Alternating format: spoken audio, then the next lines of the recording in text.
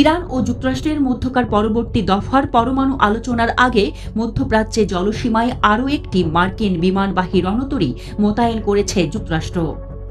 Satellite চিত্রে দেখা গেছে ইউএসএস কার্ল ভিনসন ও এর স্ট্রাইক গ্রুপ আরব সাগরের সোকোত্রা দ্বীপের উত্তর পূর্বে অবস্থান করছে। বার্তা সংস্থা এপি জানিয়েছে এ তথ্য।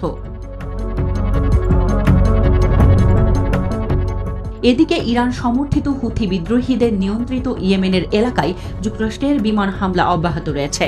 মার্কিন কর্মকর্তারা বলছেন, এই সামরিক চাপ মূলত তেহরানের ওপর আলোচনায় প্রভাব বিস্তারের একটি কৌশল।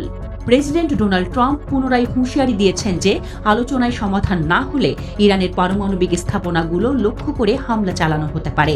ইরানও পাল্টা হুমকি দিয়ে বলেছে, তারা চাইলে পরমাণু অস্ত্র অর্জনের পথে এগিয়ে যেতে প্রস্তুত।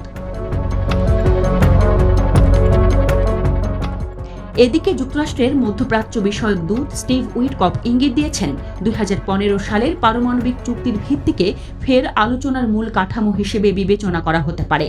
তিনি বলেন, আলোচনাগুলো ইতিবাচক, গঠনমূলক এবং তাৎপর্যপূর্ণ ছিল।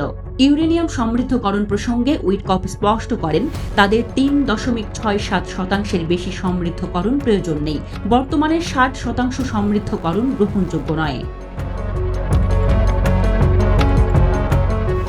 2015 সালের চুক্তি অনুযায়ী ইরান 3.67% সীমায় ইউরেনিয়াম সমৃদ্ধ করতে রাজি হয়েছিল। চুক্তির আওতায় তারা আর্থিক নিষেধাজ্ঞা থেকে মুক্তি পায় এবং তেল রপ্তানির সুযোগ ফিরে পায়। পরে ট্রাম্প ওই চুক্তি ভেঙে আবার নিষেধাজ্ঞা আরোপ করে ইরানের উপর, যা আরও উস্কে দেয় দেশটির পারমাণবিক কার্যক্রম। এদিকে ইরানের রেভলিউশনারি গার্ড ঘনিষ্ঠ পত্রিকা জাভান এক সম্পাদকীয়তে ইঙ্গিত দিয়েছে, তেহরান পূর্বের শর্ত মেনে চলতে আগ্রহী হতে পারে। পত্রিকাটি লিখেছে, যা আমরা একবার করেছি তা আবার করা দোষের কিছু নয়। তবে আলোচনায় ইরানের ক্ষেপণাস্ত্র কর্মসূচি অন্তর্ভুক্ত করা কঠিন হতে পারে বলে ধারণা করা হচ্ছে। এই অস্ত্রই অঞ্চল জুড়ে ইরানের প্রতিরক্ষার প্রধান হাতিয়ার হিসেবে ব্যবহৃত হয়। উল্লেখ্য, ইউএসএস কার্ল ভিনসন রণতরীর সঙ্গে বর্তমানে যুক্ত রয়েছে ইউএসএস প্রিন্সটন, ইউএসএস স্ট্রেরেট এবং ইউএসএস উইলিয়াম পি লরেন্স নামক যুদ্ধজাহাজ। যুক্তরাষ্ট্রের পঞ্চম নৌবহর এ বিষয়ে কোনো মন্তব্য করতে রাজি হয়নি।